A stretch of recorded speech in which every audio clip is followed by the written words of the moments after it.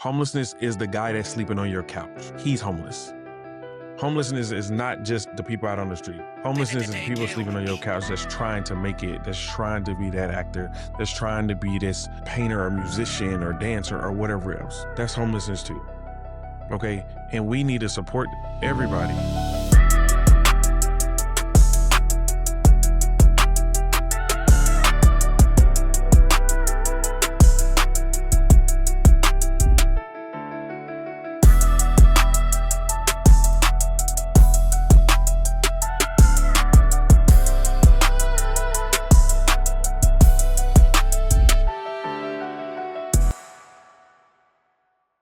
Yes, y'all. Welcome to Vision for a Change, episode 3.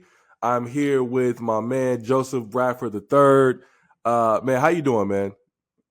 I'm good, man. I cannot complain. I'm just happy to be here and be able to share my story. Man, we happy to have you, man. I've been following your work for a number of years and got a chance to work with you a little bit and just very, very much admire what you're doing out here in LA.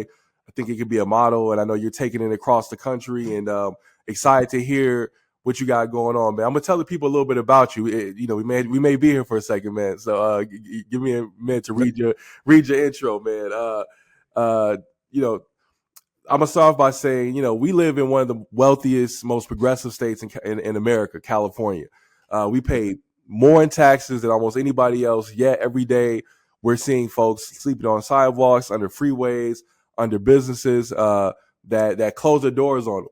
And for me, something's just not adding up. But our guest today understands that disconnect on a personal level. Joseph Bradford III is the founder and CEO of B.A.R.E Truth, Inc., a Los Angeles-based nonprofit that's changing lives from the ground up. His journey started from tragedy, where his family's home burned down, and his siblings experienced homelessness. But Joseph turned that pain into purpose. And today, B.A.R.E Truth is providing transitional housing, mentorship, wraparound services that give people more than a roof. They give them a chance to rebuild their lives entirely. He's worked hand in hand with the city of LA and programs like Inside Safe to get people off the street and into stability. He's been featured in Voyage LA, Bella Vita magazine, and a ton of other places. His mission is simple. He wants to restore dignity and create opportunity and build community. So today we're asking some tough questions. How do we fix this system that keeps failing most of our most vulnerable people? And what does real accountability look like? What does real change look like? And again, Joseph, happy to have you, man. Very excited to have this conversation with you, brother. I appreciate you. Yes, sir. So let's get into it. It kind of starts off with my first question. Are we really doing everything that we can to eliminate homelessness, right? Like what can we be doing more to eliminate the problem overall? We, again, like I said at the top, we pay more taxes than anybody in this state, and yet, we look up and down the streets and it's just lined up. There's no end of folks who are unhoused. Why is that from your perspective, and what can we really be doing to address this issue more head on? Well, first of all, I think we have to admit that this is not their problem, that this is all of our problem. I don't think that we look at it as like our problem. Some of us live in certain neighborhoods, certain communities that's like, we gonna keep that over there, or we gonna keep that down there, or my business is over there. I don't even have to go to where that is or where those people live at. And that's just always just been our divide, because like my challenges are your problem. Like eventually, like I tell people, like, let's just be real. If we're driving, I'm looking 4 or 5 cars ahead of me to see if they break. Because Right. if they break, that break is eventually going to get to me. Right. So let me prepare right now for that break. I shouldn't just keep speeding forward. And a lot of times in society, we're still speeding forward because you think that can't happen to you, or that won't do, or whatever this problem is not really your problem. And so, are we doing enough? What can we be doing?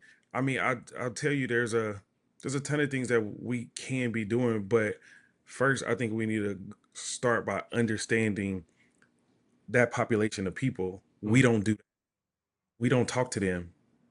We don't get to know them.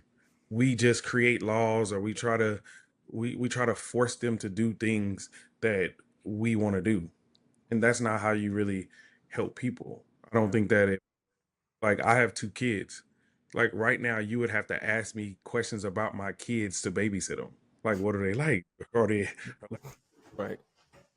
you know what I mean? Right. Versus, but right now we don't do that. We don't ask nobody no questions. Mm. We just we tell people what they want to do. And I remember, for me, when I first started feeding people, like I tried to get this man this peanut butter and jelly sandwich. This man told me that he don't eat peanut butter and jelly. In my heart, I was so offended because I was like, Mm. homeless. Ain't Right. you hungry? You you look like you hungry. Right. Like you got this look. You should just put Right. it off the trash can or whatever. You should just take it. And then I realized at that time, like my 3-year-old nephew had a peanut allergy. Mm. You know what I mean? Right. I'd never considered this man to be a real person. Because I didn't look at him as a person. I looked at him as this homeless whatever that should just Yeah. do whatever. And in my mind, I want to humanize all the people that we've dehumanized. And that's what we do to people because we don't even talk to them to really understand what are they really going through, what are their real challenges. And some of it, yes, is drugs. Let's just be real. Yeah. Some of it is drugs. Some of it is health issues. Some of it is just laziness. But watch this. But 70% of all homeless people were come from the foster care system. Mm. The foster care system. Mm. And like a feeder to homelessness Mm. because they're in a system where everybody that's there is getting paid to talk to these kids. Mm. Nobody kids, you know what I mean? Nobody is really putting their arm around them and giving them love. No, they're there to do a job. They're checking off their boxes and they're going about their day. And so that's where I tried to really highlight the foster care community, man, is it because they get out with no skills. They age out once you're 18. We putting you out and you go figure out life. And figuring out life is gonna be now you got some people down there doing something. Hey, take this, smoke this, shoot this. This gonna make you feel better. And then now we have a baby. And guess what? When you have two people that have a baby on the street, where do you think that baby going? That baby is going back into the system. And then guess what? You'll never be able to get that baby out unless you get a job, unless you have your own apartment. You have all of these things that you need, which now if you're in that caught up in that system, you're not going to be able to get this baby out. So guess what? This baby is going to grow up in the system where she don't know her parents, and in her mind, then nobody cared about her. And now we're back to the same system. But what I just described to you has probably been happening for the last 100 years. And then now we saying, well, why does this problem keep happening? Well, look at the cycle that we're feeding these kids into. But we want these kids to do the same thing. Like we want these kids to thrive in a system that don't care about them. We'll say the way my kids are. My kids have two loving parents that work hard, that provide everything for them. But these kids have nobody. We have a failing system that don't care about them. And let's just be real. A lot of these kids are black and brown kids, you know, where their parents don't have the opportunities. You know what I mean? And then now they're not going to have the same opportunities or education or trust fund or nobody left them a house or their grandpa didn't leave them nothing to kind of get them that boost. Nobody's paying for their college, so these kids got to work that much harder to try to be something. And now these kids also were born with a little crack in their system, with a little fentanyl now in their system. And now they got the mental issue that we don't understand, or now they got the learning disability that we don't understand. Now we put them on pills. You know what I mean? Like I could just keep going in this vicious cycle of why some parts of homelessness, and that's just one aspect of it. No, I love how you broke it down, man, because I think we don't have those discussions enough. The way you just broke it down so systematically, right? Like we don't think about it in the terms of this is a systemic problem. We look at it when you hear politicians talk about it, you hear folks in the meta talk about it. It's like, oh, we have a homeless problem, and you have to get these homeless people off the streets, and we have to do whatever. But we don't Of course. understand. Like I've actually never heard anyone really break it down the way you just did about the foster system and how that is a cycle of how Yeah, folks end up back on the streets. And that's very, I mean, yeah, again, I think what you're doing, and I think what I would love to do with this interview and just highlighting your work, man, is understand that we have to humanize folks first, understand why for sure, this problem is happening, and then you can for really sure, address it. Because I think you got a lot of people who just do lip service and like, yeah, we need to do for this sure. and do that. Because we're seeing people spend billions and billions of dollars on this allegedly, right? But we don't really see the results because I think we don't see the humanity in folks. So with that said, I think you touched on it a little bit, but if you can go a little deeper, you know, talk about some of the myths I think that people have around folks who are unhoused, right? I mean, I think you just broke it down just beautifully with Everybody's a drug addict. right, That, right. Talk about it. that's not the truth. That's not the truth. Yes, like yes, I'm the person that I'm gonna be honest with you, and I'm gonna tell you, yes, a lot of people are doing drugs. A lot of people are doing drugs. But watch this, Michael, on your block, at the fancy houses that drive a nice car, there's people doing drugs over there too.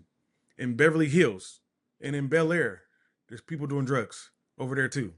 See, that's the difference, right? Every- My block ain't that fancy, but but I get you definitely for sure, for it sure. might not be. Listen, it could be the worst block, but from the worst block to the fanciest block, somebody's doing drugs. These houses got whole wine bars and cellars. Somebody's getting drunk over there. You get on me? But now Facts. have the resources to when they kids or grandkids or whatever else having a little issue, they can put them up in a fancy place with fancy doctors. While my brothers and sisters don't have the trust fund, while we don't have the parents with all the extra resources that can help, you know, John out. We can't help John. John crazy, right? John crazy. But little Samantha over there, she not crazy. Samantha has a problem. And we're gonna get her help. John got a problem too. John is stressed out. John is depressed because John has to walk to school with the violence and the this and the sexual something happening to this, and then now we're saying John should be able to function. John should figure it out, or John should just stop doing the drugs. But I'm saying sometimes people do these drugs because that might be the only thing that make them feel better. Just like Samantha. Samantha is doing the drugs because this is the only thing that's gonna make her feel better. But she has a community of resources and wealth and support and whatever else that she got over there that's gonna help her now through this. Because when she now relapses, they're gonna go pick her up again because they got another lump sum of money coming or the resources and stuff like that. And I'm not saying that John don't have that, but I'm saying it's not always about drugs, people. It's not. Not everybody is a drug addict. Not everybody is lazy. Not everybody is anything that you think. One thing about me when I first moved here, when I was out feeding people underneath the bridges, underneath the 10 in Venice, or when I was in the promenade in Santa Monica, or when I was in Hollywood or wherever else I was at, what shocked me the most and touched my heart the most is when I got to talk to people and I was having a real conversation with them, just like that I would have with you. Yeah. I happen to live underneath the bridge. Yeah. But I was talking to them about cleaning up. They were asking me for brooms and dustpans and trash bags Mm-hmm. because the area is clean. Like one of the craziest stories that I've ever heard. This man asked me to take my shoes off to come in his tent. You I lying. promise. You lying. I I promise love you, it though. It's still decorum. Decorum though, man, because he said I keep my stuff clean in here. I Real. keep this clean. His tent, it was clean. And I know some people are like, can you clean tent outside? Because these are real people. And that's the reason why, because we don't think about it. If we were, I have not, but I have some, and they everybody take their shoes off at the door. We don't question that. And you went over to somebody's house and they was like, oh, bro, can you leave your shoes right there? You'd be like, oh, no worries. No problem. But then when the man on the street in the tent asked me to take my shoes off, my first thought was like, what? And then I was like, respect. respect, because it's telling me that these are real people too. These are people too. That's what I'm trying to get everybody to understand. These are people too. Just because they don't live like you do, because they don't have the same things, or maybe not even have the same wants as you do, that doesn't mean that they do not deserve your respect and be treated like a human. Right now, I don't have any rings on. I see you got like a little pinky ring. You out here, you know what I'm saying? I ain't got You that. feel me? It's the bait, real fly light, I never, I never life. But what like you not wrong for wearing a ring, and I'm not wrong because I don't wear them. But we can still coexist in a world where I just don't wear these rings. So not everybody wants what we got. Not everybody wants the same living. Like I'm from Kansas City, Missouri. I was born and raised Kansas City, Missouri. My whole family still lives there. My mama lives there and everything. My mother does not want to move to California. She does not. She don't want the traffic. She don't want the taxes. She don't want the sunshine all year round. She want all four her seasons. She want all four her seasons. She like her snow. She like her springtime. She like her fall, and she like them 3 months of summer. That's what she likes. right, right, I want 70 degrees on Christmas. Okay, I want 70 degrees on Christmas. for She real. want two different worlds. I love that lady to death. I just don't want that, and I can make a choice. And so people move out here. People come to LA, and people come here and want to be everything that they want to be. That's the beauty about moving to Los Angeles. You can be anything you want to be. And I'm proving fact of it. You could be anything you want to be. Facts. But some people and their dreams just don't go as planned. Right? And they might still put themselves in a situation, because let me tell you what homelessness is also. Homelessness is the guy that's sleeping on your couch. He's homeless. Homelessness is not just the people out on the street. Homelessness is the people sleeping on your couch that's trying to make it, that's trying to be that actor, that's trying to be this uh, painter or musician or dancer or whatever else. That's homelessness too. Okay. And we need to support everybody. We need to just talk to them. And also, let me tell you, Los Angeles also has the biggest mental health facilities out here. So a lot of people move here too, also because they have access to the different resources where they may not have had in some of the smaller cities in middle America. So we got to also understand that. But what about the guy that lost his whole family in a car wreck and then lost it? What about the people that never recovered from COVID and they lost everything there, financially, spiritually, mentally? What about them people, right? What about the foster care kids? You know what I mean? So like it's not all just drugs. A lot of us are paycheck to paycheck. Like it's crazy, it's outrageous. Look how many people are in relationships just to keep their lives Yep. together. They forcing relationships just to keep their lives together.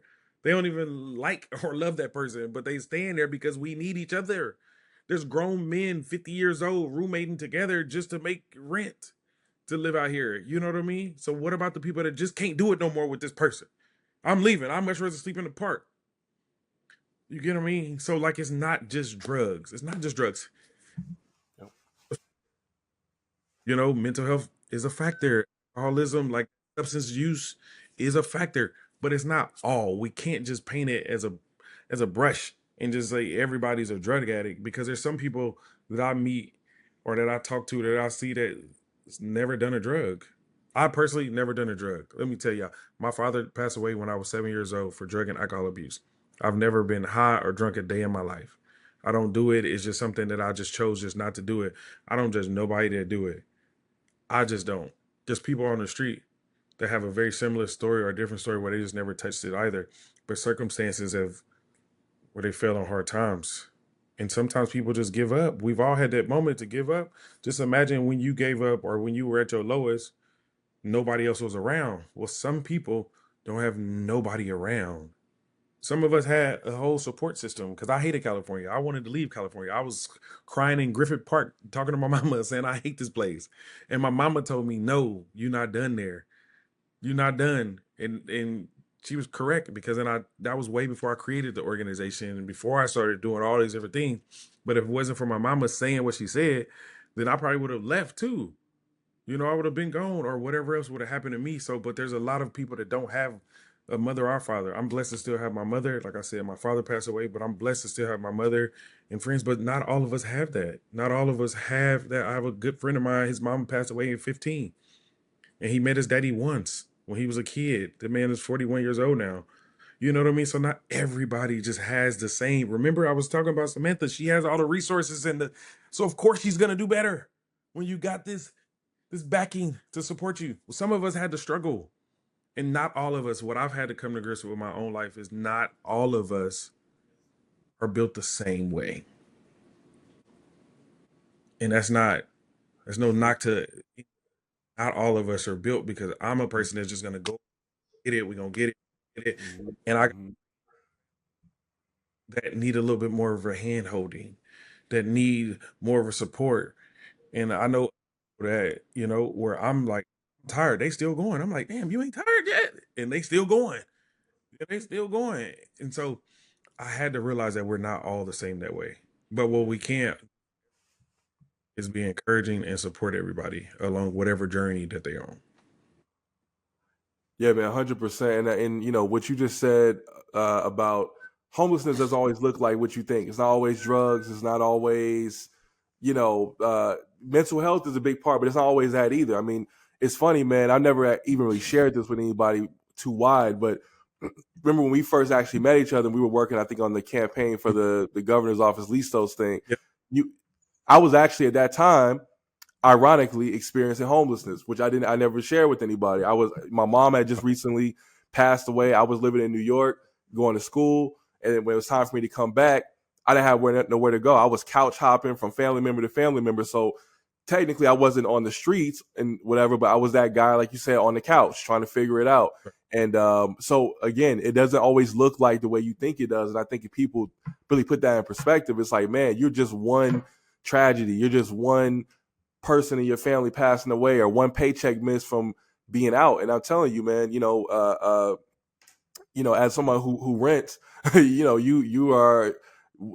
miss a payment, that's it, you out. Like Yeah. you can try to negotiate with your landlord if you want, but they Mhm. send you that 3-day notice and you pay up or quit, and it's real, man. So I definitely appreciate you spotlighting the fact that homeless doesn't always look like what we think it is. Man, We what try to talk a little more about your story too, man. Like what kind of drove you to creating the organization? You talk about that moment in Bear in Griffith Park, but what ultimately what other steps led you to say I'm gonna start this organization? I'm gonna use my time and energy on this.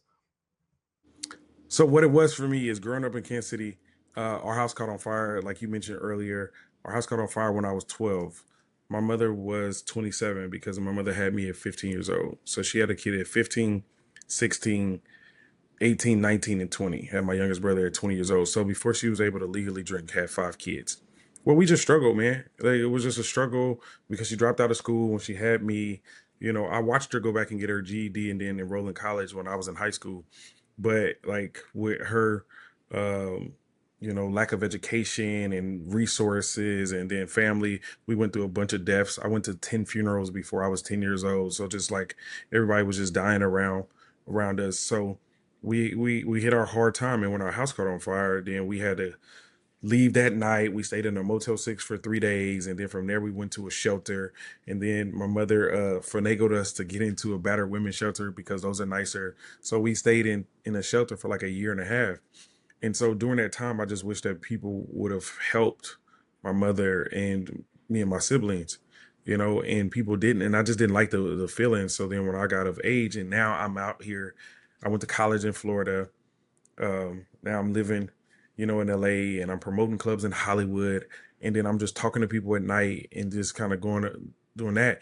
What I just wanted to do is just talk to people, gave people food. That's all it was meant to be. And I would ask people to help me. And my friends, they were doing stuff because now we done been out partying all night and now they wherever they doing. And so then I just kind of kept that going. And then as I meet people, I'm like, come, this is what I'm doing tonight. And nobody would want to go, or here and there, maybe one person every couple of months or whatever. And so when I'm now out talking to people, people would see me underneath the bridges or whatever. And then they would ask me what church am I from or what organization. And I'm like, just a guy. Just a guy, just, and it was like, oh, I would give you this $100, but I can't get the write off. Oh, I would. And I was like, well, come with me. Like you could join it. And they would just be passing by. You know what I mean? And so, like, me looking at the situation back then, it was like, damn, people are so all about themselves that they won't help. And that's all I was asking for. Just come with me. It was never meant to be an organization, nothing. But that actually fueled the organization because I didn't want nobody to be able to tell me no. It's already, I'm a 6'2", dark skinned black male, asking for money. And then, it was always those things like, what you doing with the money? If I give you these 4 quarters, how are you spending it? Are you about to get rich off this dollar? And it's like, come on, no, I'm not getting rich off of no dollar. I'm like, come with me. You don't want to give me the dollar? Buy a case of water then. You buy it and just bring it and like, let's kind of do it. And so, man, for years, people wasn't helping me, or I just didn't like that. And then eventually I turned it into the 501c3 because I wanted the validity of it. Now you can go to my website. Now you can see, now it's not about Joseph, it's about what the work that we were doing, because that's really all that I wanted to do. I just wanted to do the work. I just wanted to do the work of it. And then I started seeing the gaps, and now these unnecessary struggles. And then, like I said, now meeting people, these people are cool. You know what I mean? Like, oh, he just need a chance. Oh, damn, he's smart as hell, actually. Hey man, why you out here? Like, what you doing? Like, you could work wherever. Ah man, because now watch this. This is another thing. There's another thing. If you don't have an address, you can't get an ID. But if you don't have an ID, you can't get a job. You get what I mean? So then now we talking about something else that's affecting like the housing. Because now if I'm just on the street and I'm like, Michael, can I use your address for mail? You're gonna say no.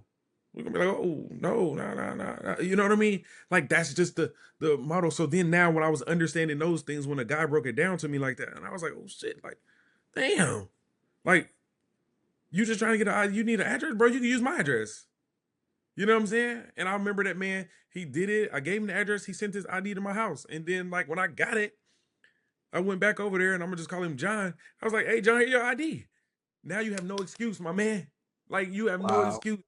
Go, let's go do the thing that you talking about. You just need, but we don't. But it's like the small things that we take for granted, because since you have an address or your auntie have an address, you can send your ID over there. Like, I Yeah. wouldn't even think address. I wouldn't even. Of course, I'm gonna just use that. It's just easy, you know. But what about the people that don't have the mama or the daddy or the cousin or the nothing, and everybody living 2, 3, and 5 on your same block? Well, we don't got no address. How do you get these benefits? And so, like, it was these type of things where I was looking and seeing, and it was like, man, if I ever have my own place, man, I'm gonna have an address where people can just send their mail to. Like, just that, That's because love, how man. Yeah. benefits and how they get these different things, because every application is saying, where's your address, where do you live, let me get your ID. You need an ID because we can't identify you. Where's your social, where are you going to get it sent to, all of these different things. And it's just something so simple as an address, but then the address comes with an ID, and the ID comes with a job. Or what about the people that do have a job, but now because of one bedroom now is $2,400. Well, then you need first and last, and of course you got bad credit because you didn't probably messed your credit up back in the day off a student loan. Watch this, off a student loan that you can't pay for, just like all the rest of us with student Right. loans. Then now your credit bad, and so then now you need the first and last, and then you need something else. So then now I got a regular job. How do I save $6,000?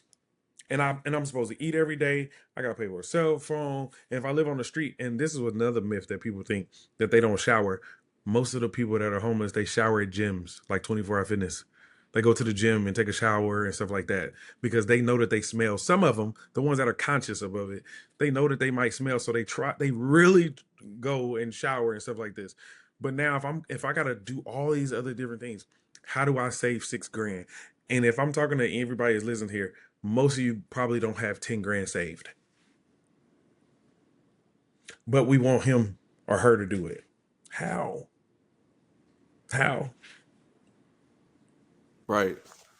No, man, it's like what you're saying. It's humanizing. It's putting Right. actual faces to this stuff instead of looking at like the like this is a problem, but it's in the meta, right? Like these are actual people who have values, who have morals, who have insecurities, who have all these things, and I think that it's so important to highlight that, bro.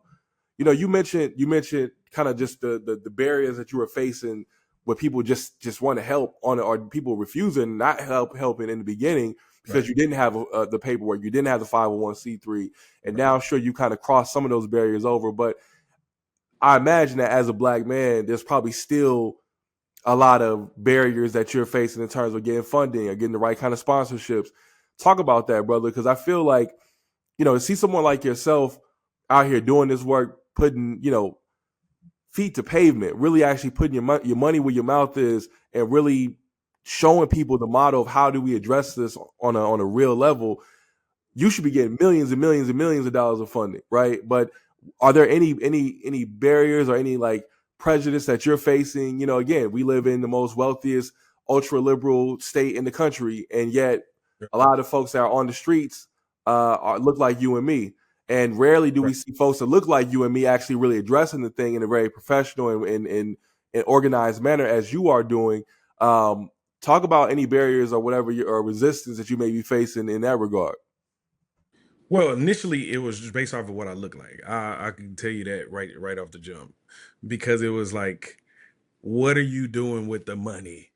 Like that was the whole thing, and I was like, I'm not making any money off of this, guys. Like there was no money coming in, you know. And so from there, it was, you know what? I heard this scandal that the CEO of American Red Cross is stealing money, and he made $12 million last year. I'm not donating to no charities. It's like I don't make $12 million. Like that ain't got nothing to do with me. You know what I mean? Or all these CEOs is making all this money. So like, and it was like, hey guys, I just 42 like this. Like Right. we coming in right now. Like I'm actually funding all of this by myself. Hustling. I'm hustling hard to make this. And it was just those stigmas of like, oh, there's so many nonprofits in this world. And I'm like, I didn't even want to create this. This wasn't my childhood dream. I thought I was gonna be in the NBA. That's what I thought. You know what I mean? So like for me, like this is already a little bit comfortable, learning this day by day. And it was like the money thing was such the and don't get me wrong, I do understand it because there's a lot of mismanagement or mishandling of money in this state, and like where is it going and how is it tracked and all these different things. But But initially, I want to cut you off, but let's be honest though. We know that when it comes to us, it's always the extra scrutiny when it comes to who oh gets for funded, how we get funded. So we're just the fact that you have to even ask that when we know there's other nonprofits that are getting millions of dollars and people ain't even checking where that money is going. I know some of these places, right? So another let's just talk about that. But yeah, but I just wanted to make sure we put a pin in that because that's another thing that was my issue with it is because I'm more of in a healthcare space, right? Healthcare is really dominated by women, if we're just being honest, right? So now I'm not just a male, I'm a black male, I'm tall, I'm big, I look like whatever, you know what I mean? So it was definitely like, why you want to do this? What are you getting out of this? What you trying to get rich off of it? Like what you doing with my money? You know? Oh, the car you drive? Oh, did you take my $5 a month and get that? It's like, no, like literally, watch this. Come with me. Come with me downstairs. Come with me to Little Caesars, and where we buying 50 boxes of pizza every week. On top of we buying all this other stuff. Like, come with me and actually help me. How about this? How about you be the volunteer coordinator? Well, nah, you know what? I actually got something to do. Or you know what? My kids got a something. Or I'm tired. I've been working all week. And I'm like, okay, I understand this. Listen, very valid. Valid. Do what you gotta do. But like, don't hurt me. Like, if anything, champion me on or repost my stuff. Share it. Right? Like that's what I'm saying. Or listen, just donate $1. That was my thing. I said, hey, I understand. This is another thing people think. well, if I can't give you $1 million, then like I'm sorry, there's nothing I can really do. And it's like, actually, if you gave me $1 a month, you know what I mean? And if I could get 1,000 people to give me $1 a month, that's all I'm saying. That's $12 a year. Mind you, y'all blow that on cigarettes, on alcohol, on Facts. on on going to the casino. I'm asking for $12 a year. That's it. Well, actually, I'm asking for more, but initially I was asking for, you know, I'm just saying you blow that. You blow that. You know what I mean? But then now I'm saying for a worthy cause and a brother that's just trying to fulfill his own heart and humanize the people on the streets. You can't give me $12. You can't give me $12 a year. And I'm saying I think you can. But now if you feel like my $1 is not gonna do nothing, then I'm just not gonna do it. And that's what a lot of us think because you can't. Look, I ain't got $1 million. What am I supposed to do? And it's that mentality, and it's saying, hey, but if I got together with 100 other people and with our $12, well, now watch what we can do. That's what I'm saying. Because I'm one person. I'm not even from this state. I'm not from this city. I didn't go to high school here. I didn't go to college. I don't have family. I got kids now, and my little brother that works for me, he lives out here now. That's my family. And I'm saying, watch what I did with the little bit of resources that I had. Watch. You know what I mean? Right now, I house almost 500 people. Watch what I did. Watch what I did with the thing because I just didn't give up. Because every time somebody else said something, I just used it. It was like a little battery in my back, and I just kind of kept going. And then now it's like, man, I always knew you could do it, which I appreciate you. I appreciate it. I really do. But I'm saying I still need your help because it's not over. We're not done yet. We're still going. So like a lot of it was I just think, like you said, just based off of the way I look and what I dress like or whatever else. And it was just, I think that's stupid to judge it because judge my heart and like what we was doing. And if you really want to see what we're doing, then come out here and see it. Meet my tenants. I would love to give anybody tours of my spaces and my facilities, and y'all can meet my people. You can meet my staff, and then you can see why I do it. I do this because I care about people. Because this was once my black mama with 5 little black kids. That was us walking around, probably dirty, a little dusty, and probably people were saying something about us, and I never liked it. I one of those kids. I had the little black stupid ring around my mouth, like I hated it. I don't want to be that. I don't want these kids to be that. I want these kids to meet me and let me tell them that I didn't play basketball. I didn't get to live out that dream. But now God had a dream for me, and that's what I'm doing. And I'm living it right now by helping other people. That's real talk, man. I mean, is there anything that we gonna be able to do to really ever eliminate how homelessness? I mean, I know again, like we say ad nauseum, we see politicians and folks throwing money at it and saying we're gonna do this, that, and the third. But at the end of the day, there's one of the reasons that people are homeless is because they can't afford it. I mean, housing now. Talk about L.A. I'm from the Bay Area originally, so I know up there. You talk about San Francisco, Oakland, all those spots. Man, it's ridiculously expensive, man, and you don't even have to Right. be on drugs or have a crazy mental health problem or anything like that to just be not. Right. I can't afford it. So, I mean, what can we do to address that? Like, I mean, obviously build more, right? But what can we do to push our so-called leaders, the politicians and the business folks or whoever developers to build more so that people can actually afford affordable housing. I'm sure that you, if resources were available, you would buy more properties and buy and acquire more spaces that you can house more people. But like, what needs to be done to in order for that to happen? I think it's a complete overhaul of the system because I don't think it's just one thing. I don't think that if we just built more, then we would get rid of it. Because right now, if I'm being honest with you, homelessness is a choice. Some people are choosing to be homeless, right? Not everybody, not everybody, but some people are choosing to be homeless. And what I'm saying is a lot of that still starts at home when we're growing up. Like, what type of environments are we growing up in? The environments of the foster care system. Because when you don't have any self-worth, then that's when you will settle for living below like poverty lines. You will settle for living with bugs or roaches, or you know what I mean? Like you will settle with living in complete filth, right? So then now some people will say, I'll just stay outside. But let me give you another thing. If you have a building and you just spent $100 million in this building, this is a nice new building, you had groundbreaking, you got the news out there, this is all nice. When people moving into your building, you're gonna want them to keep that building up. You're gonna want them to care for that building. You're gonna want them to keep it nice.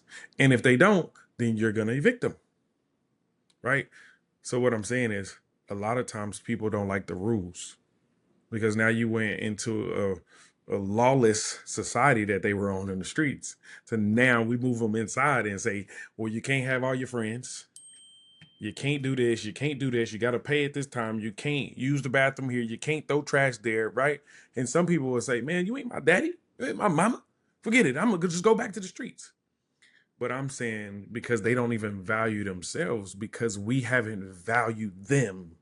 We haven't loved on them enough to know that these things are not right. So that's one thing that I try to do in my program is I try to love on them in a way so that they see that. So when they do go into their place, I want them to appreciate this place, appreciate where you live at, take pride in who you are, how you look, how you present to the world. And some of us just don't do it. We all seen it. We've all been these stupid teenagers where we didn't care, or we running through the mall loud or laughing or being obnoxious, and we like F everybody and everything. And I'm saying, but then sometimes we know that that's a phase for most of us. That's a phase for most of us. But then some of us, that's really our real lives because we have nobody around us. There's no men around us, especially in our community. There's no men because of whatever drugs or prison or whatever else. There's no men that's telling us, hey man, get your stuff together. You know what I mean? Like we need that community. When I was a kid, it felt like there was a community. Like my neighbor could get me in trouble. My neighbor could pull me to the side and tell my mama later, like, hey, little Joe was out here, you know, but we don't have that. And so that's the thing. So, yes, we need the money. Yes, we need to build. But what I'm trying to tell you about my program, we have full wraparound services. We bring all the services to them. So everything is right here. And so then now we're able to really dig in with people versus trying to tell people, hey, you need to go to Long Beach to get an ID, and you need to go to Culver City to do this, and then you need to go way North Hollywood to do this. And it's like, how they do that? They on the bus. He got a cane. He not gonna do it. So you know what? Most people are gonna be like, forget it. Because remember what I said to everybody, not all of us are just is as strong as the next person that can really go do that. They not all like that. Some people need more. More from us. And we say, oh, you enabling people or you babying people. Some of us need to be babied. Some of us need to be babied. That's why our mothers are so important in the beginning because we need to have that love and be wrapped around. But then some of us need our fathers to put it down a little bit. But I feel like when we're dancing around and we only got one, then like it makes it harder for a lot of us. And then we just fall into this system. So yes, we need the money. Yes, we need politicians to create more laws. But then we also live in a capitalist society where people can charge what they want to charge, or now it's the tariffs, which is making it hard to build. Or then, but watch this, it's not even just construction cost. Well, then, you know, because that is a big cost. But then now it's the time for permits, and you know what I mean? Because now Oh, the man, permits the permit stuff is ridiculous, man. It don't even make no sense. years to do that. And then now if you got enough money to pay somebody off, then you can get your, you know, your building done. You get what I'm saying? So it's like a whole overhaul of the system. And that's why when people get so frustrated or think like, oh, this ain't gonna never end, I understand it because it's so many things in so many areas where we need to attack it. And what I'm saying is, but that's why we need to all get all those different parties together in a room, and then let's streamline these things a little bit more, because without that, with so much red tape, it's just gonna keep being prolonged. Because I have people that are sitting in my shelters, but because of funding cuts, now we can't move them out. So then to the world is looking like we're not moving people out. But this person is ready to go. We just need the additional funds, and then we need the additional units, and then we need to make it easier for people to buy houses so that people can move out of apartments and now go buy a house, because now we got all this. vacant space. Or we got like these buildings down here downtown LA, the ones where the people are written on the big one, like that's just standing there, and the company owns that, and they not doing nothing with it. Well, that's hundreds of people, thousands of people probably that could move right there, but we ain't doing that. You know what I mean? So it's just all of these different things all at once, and that's why. And I think that's the systemic issue where they tried to create so much chaos that you don't now know where to start. And then now, guess what we do? We just be like, forget it. It's just Yeah. too much of a I'm out. Even when I'm saying it right now, it's like, man, we got to do this, need that. Right. Some It people overwhelms you. say, yeah, that's what the world overwhelm you. And Yeah. I'm saying, I don't. I'm gonna do my thing right here. I'm gonna try to attack this problem right here, and I'm gonna go forward, and I'm a champion on the person that's over here attacking, policy. How can I support you? You need me to sign that supports the same policy. Listen, I'm go, but you go do that, and I'm gonna do this right here, and then I need somebody else to do that over there. Like I have a big team now. We don't all do the same thing. We don't. My director of programs does not do the same thing. My director of operation. That would be flawed for us to do this. I need her to do that and him to do that, so that we work together, and so that we can build one big beautiful bill. You know what I mean? Man, no, I love that you said about the structure and organization. Two-part question, man. One, tell us how long B.A.R.E Truth has been in existence. And two, you talked about having now housing 500 folks. How many residences do you have in total? And also um, what is the next step? Like where do you go from here? Like what is it to build more? Is it to get more folks housed? Like what is it what's the next goal from Yeah. here? The goal obviously is to house more people. I've been working with the city and trying to like expand like our operations that way. So hopefully we can get these different things done.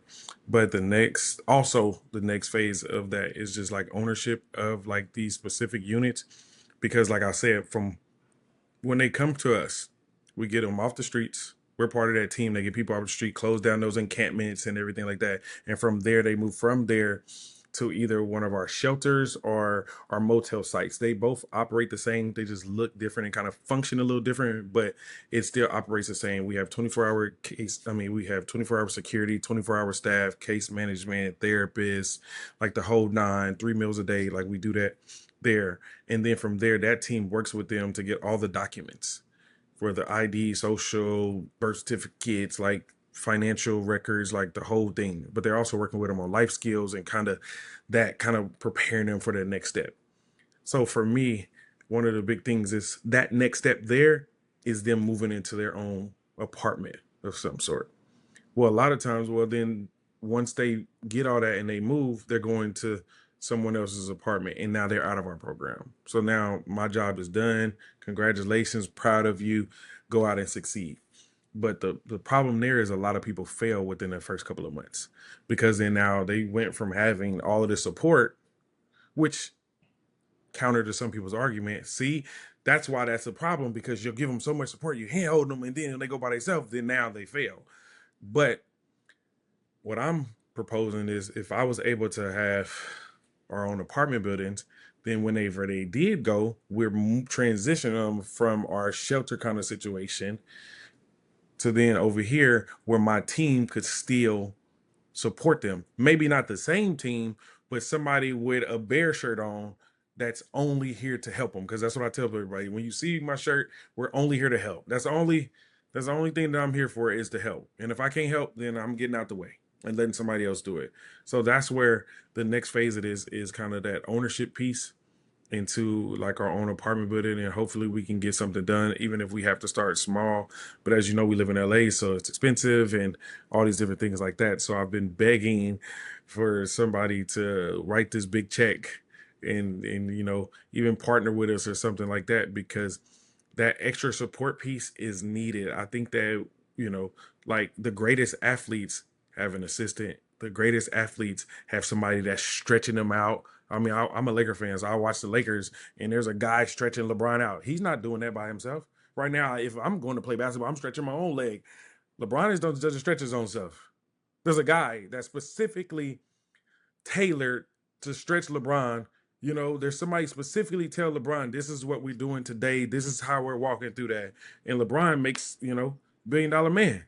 And somebody is very keen and paying attention and locked in on every part of LeBron's life to make sure that LeBron is optimal for playing basketball. Yeah, Why can't allegedly he spends $1 million+ a year on his you know upkeep, and that's one person. So That's one person, but then we complain when we talking about this homeless person that we're spending all this money, and I'm like, this thing's cost. Like I have to have 24 hours of security. Security is expensive, brother. For 24 hours a day, that's expensive. And then I'm feeding people 3 meals a day. That's expensive. You know what I mean? Like they not just eating noodles. They not eating noodles 3 times a day. So like these things cost, and that's what I'm saying. We have to understand that these things cost. Like they do cost. Everything has a cost to it. If LeBron can spend that much money to keep himself to be his best, then we need to be doing a version of that to understand to help people, and then we can back that off as we don't need it, and that's where like people don't look at people as humanizing, because when you hear LeBron say it, you'd be like, oh yeah, that sounds about right. It makes more sense. Like it makes sense. Yeah, yeah, that he does that, and all these top athletes or whatever else, or watch this, race car drivers. You know how much money they spend on keeping that race car up, the tires all the time, like. So for anything to perform at its best, you're gonna spend money. It's gonna be a constant upkeep. It's gonna be a constant charge, and there's gonna be people that are there to lock in on this one thing to make sure that this is flowing to its highest degree. And I'm saying we need to do the same thing. and by the way, it pays off for society as well. It's not like we were just paying all this money for one person. It also benefits society. When once one less person on the street, well, that makes our streets more safer. It makes it safer for them as an individual. Makes it safer for you as a community member. It all works it all works in tandem. So I think that people need to understand. And again, and I love what you're doing around humanizing folks and not just looking at it from like a textbook standpoint, but really looking at it from like, these are people that are just like 100%. you and me. They just don't have they just don't live in a home, or they just don't have stable housing. So love that, man. Love it. Brother, tell us, what can we do to support? Tell the people what they can do, where they can go find you, how they can contribute, if there's any like volunteer sessions that people can get involved in. Like just talk to us about how we can support B.A.R.E. So there's always something to do. I'm a person that say, hey, what are you good at? Like, what do you like to do? Because I've tried to put people in certain positions, and it went bad because they didn't like it. That's not really where their talent was. That they wasn't a people person, and I had them front facing talking to people. Like that's just not what it is. And so we always have different opportunities, whether we're feeding on Skid Row. You could be the person that makes the sandwiches at your house and drop them off because you don't want to come downtown, or maybe you don't have time, or maybe you're the person with more money than time. Donate the money, or maybe the person with more time than money. Let's come out, help serve next to us. You know, serve next to us. You got them the women, y'all got all these old clothes and shoes and stuff like that. Let's clean them closets out. Let's do a fall cleaning. Like we take that stuff because we got a lot of people that come in that don't have nothing. They might have lost it. Or then yesterday, it was just raining. So a lot of my brothers and sisters stuff got wet. It's still soaking wet probably right now. So we're always able to do that. But we have there's a donate link, and I'm asking, just a reoccurring donation helps. You know, most people that work at these corporate jobs, your job probably does some sort of a matching. Your job probably does some sort of a matching. And it doesn't even have to be your money. It could be your time. They could probably, like Apple. Apple donates $25 per person per hour that comes out to help us. So that's not them using their money. It's just using their time. And they're also getting paid for their time. So like there's certain ways. And I'm saying reach out to your job. Just ask them, hey, do we do anything to support charities? Do we do anything for that? And just start those conversations, because a lot of us think that because we don't have the $1 million that we can't do anything. And I'm saying there's so much that you can do. If you share my posts, if you like my posts, like that's love. That's love right there. You know what I mean? Like if you start following it and you send it to your people, like that's love. I'm saying the little things matter. I'm not the person that's going to tell you that I only need the big things. I do need the $1 million checks, but I also need the $1. I need the time. I need the support. I need the ideas. Because guess what? I started this thing just off of my own idea. And where we're at now, this has been a collective of my team kind of putting these different things together. Yes, I am the face of it, and I understand that. And I get a lot of recognition for it. But it's been a lot of people behind me. My mother, my siblings, my kids inspire me to keep doing these different things. And I need other people because you could be doing something in your city or state or in your neighborhood that could help us out as well. And so social media, it always helps. Go to the website. It helps. The website is just Bear, B-A-R-E, truthinc.org. And BEAR stands for balance, ambition, respect, and encouragement. Okay, so balance, ambition, respect, and encouragement. And the social media is the official BEAR Truth, you know. So I'm just trying to again, I'm just trying to, not trying. I hate saying that. Let me stop saying that. I'm doing, You're doing it. yeah, to just humanize the people that we've dehumanized. You know, I really want to inspire our young folks. I just said it again. I'm sorry. I'm inspiring the young folks to know that they can do it.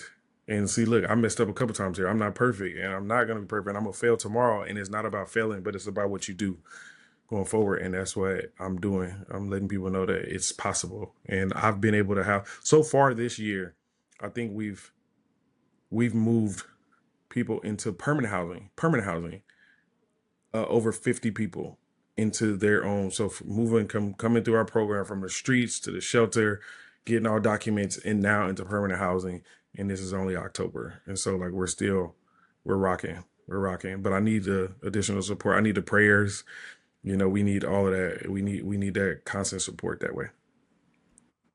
100%. Joe, I would be remiss if I don't ask you, since the fires earlier this year, right? We see what happened in Altadena. Have we seen like an uptick in, folks, being unhoused and stuff, and how has that affected kind of the services that you provide? Um, Yeah, areas. A lot of the areas that I serve is downtown Los Angeles and more like South Central Los Angeles. So that just wasn't in my area. But we did get an influx and we were able to just donate things because, like I said, I work directly with the mayor's office here in Los Angeles. So I was able to help them with additional supplies that they can take to the people and the teams that work in that area.